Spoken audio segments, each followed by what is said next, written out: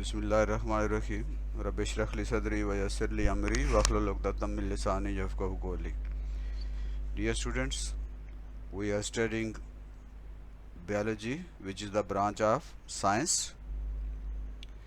Today's topic is the mechanism of breathing. Science की शाख biology के बारे में हम पढ़ रहे हैं और आज हम इंसानों के अंदर ब्रीथिंग का, सांस लेने का जो मैकेनिज़्म है उसके बारे में पढ़ेंगे। मैं हूं doctor Mohammad Naseer Kiani.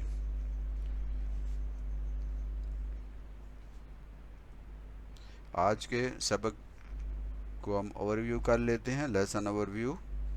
This lesson explains the mechanism of breathing in humans. ये सबक इंसानों में सांस लेने का जो मैकेनिज्म है, सांस लेने का जो पूरा एक अमल है, उसके बारे में वजाहत करता है। It differentiate between inhalation and exhalation. ये इनहेलेशन यानी सांस अंदर खींचने और एक्सहेलेशन सांस को बाहर निकालने में फ़र्क बयान करेगा। इस सबक में हम इन दोनों जो मुख्तलिफ़ किस्म के अमल हैं, सांस को बाहर निकालना और सांस को अंदर खींचना, इसका जो मैकेनिज़्म है उसके बारे में हम पढ़ेंगे। स्टूडेंट लर्निंग आउटकम्स हैं, यानी स्टूडेंट जो हैं इसमें सीख पाएंगे। Students will be able to define breathing in human, कि इंसान में सांस कैसे लिया जाता है उसको डिफ़ाइन कर पाएंगे, उसको बयान कर पाएंगे। Differentiate between inhalation and exhalation. सांस अंदर खींचने और सांस बाहर निकालने में जो फ़र्क है, तरीक़ेकार में जो मैकेनिज़्म है, जो फ़र्क है उसके बारे में बयान कर सकेंगे और उसके फ़र्क की वजाहत कर सकेंगे। Explain the steps of inhalation and exhalation. Inhalation और एक्सहेलेशन की जो स्टेप्स हैं, जो मराहिल हैं, उनकी वजाहत कर पाएंगे। Make a model to show the process of inhalation and exhalation. एक मॉडल बना सकेंगे जिससे इनहेलेशन सांस अंदर खींचने और एक्सहेलेशन सांस बाहर निकालने के अमल की वजाहत हो सकेगी। कीवर्ड्स हैं इस सबक के। लंग्स यानी फेफड़े, इनहेलेशन सांस अंदर खींचना, एक्सहेलेशन सांस बाहर निकालना, कार्बन डाइऑक्साइड, रिब्स यानी पसलियाँ और डायाफ्राम। ये हैं आज के इस सबक के कीवर्ड्स। तो आइए आगाज़ करते हैं। Let us start the lesson. Breathing, सांस लेना।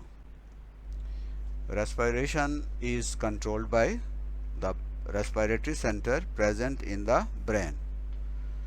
सांस लेने का जो अमल है उसको कंट्रोल करता है दिमाग के अंदर एक सेंटर होता है, एक मरकज़ होता है जो इस सांस लेने के निज़ाम को कंट्रोल करता है। The respiratory centre is sensitive to the concentration of carbon dioxide in the blood. ये जो मरकज़ होता है दिमाग में, जो निज़ाम तनफ़्फ़ुस का मरकज़ होता है, वो कार्बन डाइऑक्साइड की खून में मिक़दार के बारे में बड़ा हसास होता है। यानी कार्बन डाइऑक्साइड की मिक़दार खून में जब कम होती है या बढ़ती है तो ये सेंटर उसको महसूस करता है और कार्बन डाइऑक्साइड की मिक़दार के लिहाज से ये हमारे निज़ाम तनफ़्फ़ुस को, हमारे सांस लेने के निज़ाम को बेहतर तरीके से चलाता है। When carbon dioxide increases in the blood, the brain orders the respiratory system to increase the breath rate to decrease the level of carbon dioxide. जब खून में कार्बन डाइऑक्साइड की मिक़दार ज़्यादा हो जाती है तो ये दिमाग के अंदर जो सिस्टम होता है, जो दिमाग के अंदर जो सेंटर होता है, वो हमारे सांस लेने के निज़ाम को ये आर्डर करता है कि कार्बन डाइऑक्साइड की मिक़दार को कम करने के लिए खून में सांस का जो निज़ाम है उसको तेज़ कर दें।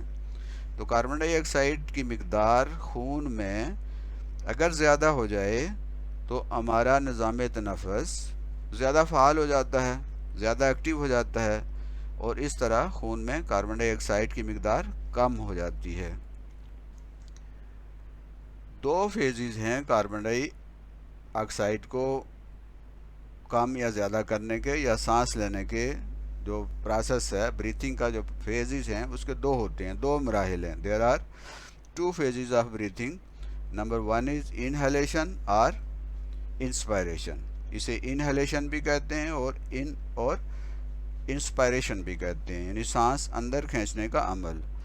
और नंबर टू एक्सहेलेशन और एक्सपायरेशन, यानी सांस को बाहर निकालना, और या उसे एक्सपायरेशन कहते हैं। ये वो सेंटर है जो हमारे इस निज़ाम तनफ़ुस को कंट्रोल करता है। ये हसास होता है, सेंसिटिव होता है कार्बन डाइऑक्साइड की कंसंट्रेशन के, कार्बन डाइऑक्साइड की खून में मिकदार के बारे में ये हसास होता है। यानी कार्बन डाइऑक्साइड की मिकदार जब ज़्यादा होगी तो ये उसको महसूस करेगा और हमारे निज़ाम तनफ़ुस को हुक्म करेगा कि ज़्यादा फ़ाल हो जाओ, तेज़ हो जाओ, ताकि खून में कार्बन डाइऑक्साइड की मिकदार को कम किया जा सके। तो ब्लड सर्कुलेशन भी उस हिसाब से कंट्रोल होती है, और इस तरह कार्बन डाइऑक्साइड फेफड़ों में तेज़ी से आती है और फेफड़े उनको जिस्म से उसको बाहर खारिज कर देते हैं।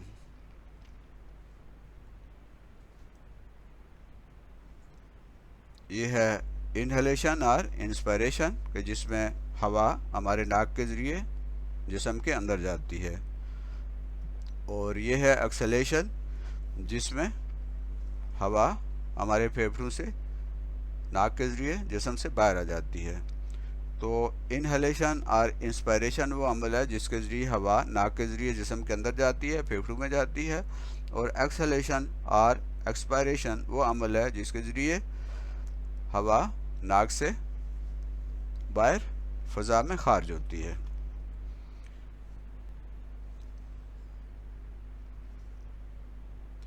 इनहेलेशन और inspiration takes place in the following ways. Inhalation में जो मराहिल हैं उनकी हम वजाहत करते हैं। ये इस तरह ये अमल होता है। The inspiration takes place in the following ways. Number one, ribs muscles contract and ribs are raised. ये जो रिब्स मसल्स होते हैं, ये पसलियों के दरमियान में ये जो मसल्स हैं ये सुकड़ते हैं। इसके सुकड़ने की वजह से क्या होता है, हमारी रिब्स जो हैं वो फैल जाती हैं, रिब्स थोड़ी सी खुल जाती हैं, चूँकि ये लचकदार हड्डियों की बनी होती है। ये हम पहले पढ़ चुके हैं कि ये एक पूरा केज होता है, एक पसलियों का एक पिंजरा होता है जो हमारे इंटरनल जो डेलिकेट जो आर्गन्स होते हैं, इसमें हार्ट है और ख़ास तौर पे लंग्स जो हैं, उनको ये किसी भी नुकसान से बचाते हैं। तो ये एक पिंजरा है, ये एक हिफाजती जंगला है जो फेफड़ों को महफूज रखता है। फेफड़े इसके अंदर होते हैं, यहाँ अंदर जो है हमारे लंग्स होते हैं। तो ये रिब्स के जो मसल्स हैं ये कंट्रैक्ट होते हैं, ये सुकड़ते हैं। The ribs muscles contract and ribs are raised, और ये पसलियाँ जो हैं थोड़ी सी ऊपर उठ जाती हैं। The dome shape diaphragm contracts and is lowered. ये डोम शेप्ड, ये जो है डोम की तरह, गुंबद की तरह का ये वाला हिस्सा जो है जिसे डायाफ्राम कहते हैं, ये क्या होता है, ये भी सिकुड़ता है। इसके सिकुड़ने की वजह से ये यहाँ से जब खिंचता है, सिकुड़ता है, तो ये थोड़ा नीचे आ जाता है। इस तरह ये जो हमारा कैविटी है, ये जो थोरैक्स कैविटी है, सीने के अंदर जो ये बॉक्स है, ये बड़ा हो जाता है, यानी ये फैल जाता है।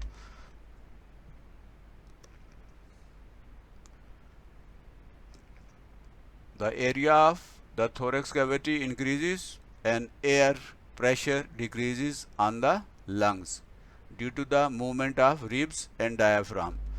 ये जब मसल्स खींचते हैं, कंट्रैक्ट होते हैं, ये डायाफ्राम जो है वो सिकुड़ के छोटा हो जाता है, और इसकी वजह से ये हमारा थोरैक्स कैविटी जो है वो,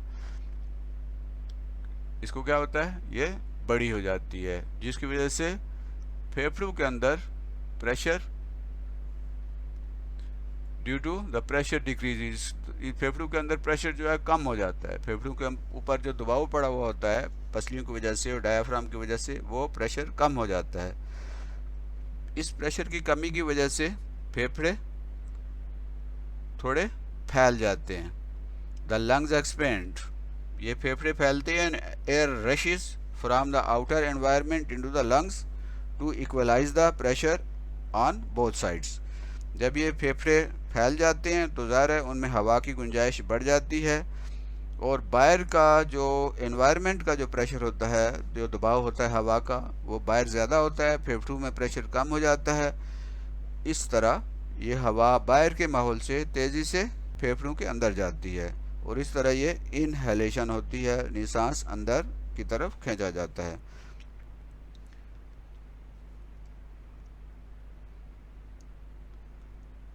अब हम बात करते हैं एक्सपायरेशन और एक्सहेलेशन की। सांस बाहर कैसे भेजा जाता है, हवा फेफड़ों से बाहर कैसे निकाली जाती है, इसके भी मराहिल हैं। After the gaseous exchange in the lungs the impure air is expelled out of the lungs, it is called expiration or exhalation।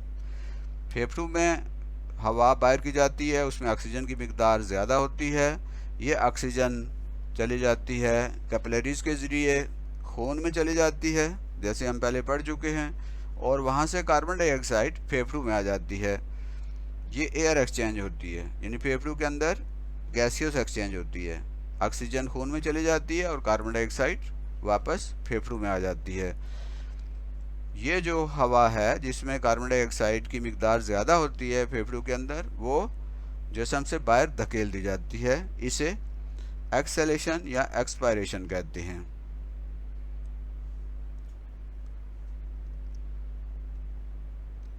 Expiration और exhalation takes place in the following way. इस तरह से एक्सपायरेशन और exhalation इन मराहिल से होती है जिनकी वजाहत हम अभी करने लगे हैं। Number 1, the ribs muscles relax. Ribs के मसल जो हैं ये रिलैक्स होते हैं, यानी पहले हमने कहा था कि ये सिकुड़ जाते हैं, अब ये थोड़े रिलैक्स हो जाते हैं, फैल जाते हैं। इन मसल के फैलने से क्या होता है, ribs bringing the ribs back to the original position. जब ये मसल्स रिलैक्स होते हैं, फैल जाते हैं, तो रिब्स जो हैं वो वापस अपनी असल हालत में चले जाती है, अपनी असल शक्ल में पहुंच जाते हैं, यानी जो पहले जिनकी असल हालत थी सिकुड़ी हुई हालत, पसलियाँ जो है वो नीचे चली जाती हैं और अपनी ओरिजिनल पोजीशन पे आ जाती हैं। The diaphragm muscles relax and the dome shaped raises up. ये जो डायाफ्राम है ये भी रिलैक्स होता है और ये अपनी असल जगह पर वापस यहाँ पे चला जाता है। इससे क्या होता है, what happens, the thorax cavity contracts. तो इसके नतीजे में क्या होता है कि थोरैक्स कैविटी जो है वो कंट्रैक्ट होती है, यानी वो सिकुड़ जाती है और फेफड़ों के ऊपर प्रेशर बढ़ जाता है। The pressure on the lungs increases and air is expelled out. इस प्रेशर की वजह से जो पसलियों के वापस सिकुड़ने की वजह से फेफड़ों के ऊपर प्रेशर बढ़ जाता है। इस प्रेशर के बढ़ने से जो फेफड़ों के अंदर हवा होती है वो नाक के ज़रिए, या जो एयर पैसेज वे जिसके बारे में हम पहले पढ़ चुके हैं, उसके ज़रिए हवा जिस्म से बाहर खारिज कर दी जाती है, बाहर धकेल दी जाती है। अब हम कंपेयर करते हैं इनहेलेटेड और एक्सहेलेटेड एयर को, यानी जो हवा जिस्म के अंदर जाती है, नाक के ज़रिए फेफड़ों में जाती है उसको, और जो हवा बाहर निकाली जाती है नाक के ज़रिए, उसको हम आपस में कंपेयर करते हैं, उनका आपस में मुवाजना करते हैं कि उनमें क्या फ़र्क होता है। तो सबसे पहले हम देखते हैं अमाउंट ऑफ ऑक्सीजन, कि ऑक्सीजन की मिकदार जो है वो कितनी होती है। तो जो हवा जिस्म के अंदर जाती है, नाक के ज़रिए फेफड़ों में जाती है, उसमें ऑक्सीजन कितनी होती है, 21%। लेकिन जो हवा खारिज की जाती है, नाक के ज़रिए बाहर निकाली जाती है, उसमें ऑक्सीजन की मिकदार 16% होती है, यानी 5% कम हो जाती है, वो 5% खून में चली जाती है। Amount of carbon dioxide that is inspired air has 0.04% and the expired air has 4% of carbon dioxide. जो हवा जिस्म के अंदर जाती है नाक के ज़रिए उसमें कार्बन डाइऑक्साइड की मिकदार 0.04% होती है, और जो नाक के ज़रिए कार्बन डाइऑक्साइड बाहर खारिज होती है, फेफड़ों से बाहर आती है, उसमें कार्बन डाइऑक्साइड की मिकदार 4% होती है, यानी बढ़ जाती है, ज़्यादा हो जाती है। Amount of nitrogen that is 79% in inspired air and 79% in expired air. जो जिस्म से नाक के ज़रिए फेफड़े बाहर फ़ज़ा से, एनवायरनमेंट से, माहौल से जो हवा अंदर खींची जाती है उसमें नाइट्रोजन 79% होती है, और जो खारिज की जाती है हवा नाक के ज़रिए वो उसमें भी नाइट्रोजन की मिकदार 79% ही होती है, यानी ये आलमोस्ट इक्वल होती है, इसमें कोई ख़ास फ़र्क नहीं पड़ता। अमाउंट ऑफ वाटर वेपर्स, पानी के जो बहारात होते हैं, पानी के जो वेपर्स होते हैं, the inspired air has variable amount of vapours. जो हवा जिस्म के अंदर जाती है नाक के ज़रिए, हम अंदर सांस के ज़रिए अंदर खींचते हैं, उसमें जो आबी बहारात होते हैं, पानी के जो बहारात होते हैं, उनकी मिकदार वेरिएबल होती है, माहौल के मुताबिक कहीं कम होती है, कहीं ज़्यादा होती है। लेकिन जो सांस एक्सपायर्ड किया जाता है, एक्सहेल्ड किया जाता है, तो उसमें जो वाटर वेपर की मिकदार होती है वो बहुत ज़्यादा होती है, वो एयर सैचुरेटेड होती है, यानी वाटर वेपर से भरी होती है। डस्ट पार्टिकल, मट्टी के ज़र्रात, इंस्पायर्ड या इनहेल्ड एयर में वेरिएबल होती है, ये डस्ट की मिकदार भी कम या ज़्यादा हो सकती है जिस माहौल में आप हैं। अगर फ़ज़ा में मट्टी के ज़र्रात ज़्यादा हैं तो जो हवा अंदर जा रही होती है नाक के ज़रिए, हम उसमें मट्टी के ज़र्रात बहुत ज़्यादा होते हैं। ये मट्टी के ज़र्रात जैसे हमने पहले देखा है कि मट्टी के ज़र्रात वगैरह जो है नाक के अंदर जो बाल होते हैं, जो म्यूकस एक ख़ास किस्म का जो है वो रतूबत होती है, वो इनको अपने उसमें ये अटक जाते हैं मट्टी के ज़र्रात, और जब ये सांस जो बाहर निकाली जाती है उसमें तकरीबन मट्टी के ज़र्रात जो है वो ना होने के बराबर होते हैं, आलमोस्ट नान। इसी तरह टेम्परेचर जो हवा का होता है, जो जिस्म के अंदर जब जा रही होती है, ज़ाहिर है कि हवा में टेम्परेचर मुख्तलिफ होता है। गर्म इलाका है, गर्म जगह है तो वहाँ हवा का टेम्परेचर ज़्यादा होगा, ठंडी जगह है तो वहाँ टेम्परेचर कम होगा। लेकिन जब जिस्म से इसको खारिज किया जाता है तो ये temperature almost equal to body temperature, ये जिस्म के टेम्परेचर के बराबर होता है इस हवा का टेम्परेचर। तो जो हवा फेफड़ों से बाहर आती है नाक के ज़रिए, उसका टेम्परेचर तकरीबन जिस्म के टेम्परेचर के बराबर होता है। तो आज हमने पढ़ा है कि इनहेलेशन और एक्सहेलेशन क्या होती है और उसका मैकेनिज़्म क्या है, उसके किन किन मराहिल से वो गुज़र के ये अमल मुकम्मल होता है, और हमने इसको कंपेयर भी किया है कि कार्बन डाइऑक्साइड की मिकदार है, ऑक्सीजन की मिकदार है, नाइट्रोजन की मिकदार है, और डस्ट पार्टिकल्स हैं उनकी, और टेम्परेचर को हमने कंपेयर किया है कि जो सांस समंदर खींचते हैं उसमें उनकी मिकदार क्या होती है, उनकी कैफियत क्या होती है, और जो सांस बाहर निकालते हैं उनमें कार्बन डाइऑक्साइड की, ऑक्सीजन की और नाइट्रोजन की और डस्ट पार्टिकल्स और टेम्परेचर की जो कैफियत है वो क्या होती है। हमारा एक ऑब्जेक्टिव ये भी था कि हमने स्टूडेंट लर्निंग आउटकम्स ये भी था कि हम एक मॉडल भी बनाएंगे और इस मॉडल को के ज़रिए हम दिखाएंगे कि कैसे ये सांस लेने का अमल मुकम्मल होता है। तो इसके लिए एक अलग वीडियो बनाई जाएगी और वो अपलोड की जाएगी ताकि हम मॉडल बना भी सकें। तो ये तालीम मंजिल चैनल है, आपका अपना है, ये सीखने और सिखाने के लिए है। साइंस के मौज़ूआत और इस तरह पाकिस्तान स्टडीज़ के, हिस्ट्री के, जोग्राफ़ी के और ट्रिप्स पाकिस्तान के मुख्तलिफ़ जगहों के, और साइंस और टेक्नोलॉजी के, कंप्यूटर के बारे में मुख्तलिफ़ मौज़ूआत पर इस चैनल पर बात होती है। ये चैनल सिर्फ पाकिस्तान में मेयार तालीम को बेहतर करने और ऐसे स्कूलों की मदद करने के लिए और ऐसे स्टूडेंट की मदद करने के लिए है जहाँ पर साइंस के टीचर ख़ास तौर पे या दूसरे जो टीचर्स हैं वो अवेलेबल नहीं हैं, तो वो इन वीडियोस की मदद से स्टूडेंट भी, टीचर भी और स्कूल भी इससे फ़ायदा उठा सकते हैं। अल्लाह हम सब का हामी नासिर हो।